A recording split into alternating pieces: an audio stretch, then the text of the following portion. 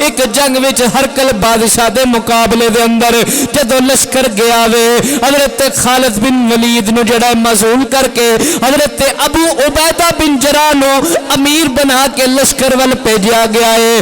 آپ نے جس اس لشکر تے گئے نے اپنا جسوس بھیجا ہے, جا کے ویکھ کے انہاں دا لشکر کنا ہے. جسوس نے آ کے خبر دیتی ہے جناب 5 لاکھ پیچھے ایک فوج ہے جڑی بیک اپ اندر کھڑی ہے کہ کوئی مشکل ہوئے تے اسی جڑا ہے اگے آئیے 60,000 دی فوج اگے آئی ہوئی ہے 60,000 دی میدان وچ 5 لاکھ پیچھے وے. آپ نے اپنے ساتھیاں وال نظر دوڑائی ہے, آپ دی ساری فوج 30,000 ہے.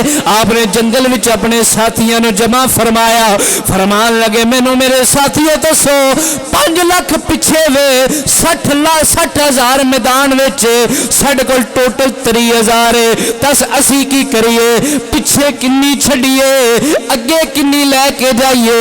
ایک صحابی بولے کہنے لگے جناب 300 بندہ اگے میدان وچ بھیجو باقی پیچھے آ جائے. دوسرا صحابی کہنے لگا نا اسی محمد دے درد فقیر ہاں 300 ساڈی توہین ہے 60 بندے بھیجے جاون باقی جڑا ہے پیچھے رہون. حضرت خالد بن ولید نے جڑا ہے چٹی چادر لئی ہوئی ہے, چٹی داڑھی والا بابا بولیا کہنے لگا جناب اے 60 بھی رہن دیو اے 300 رہن دیو, تلوار میرے ہاتھ وچ دیو, میں جانا اے 60,000 جانے, میں جانا 60,000 جانے.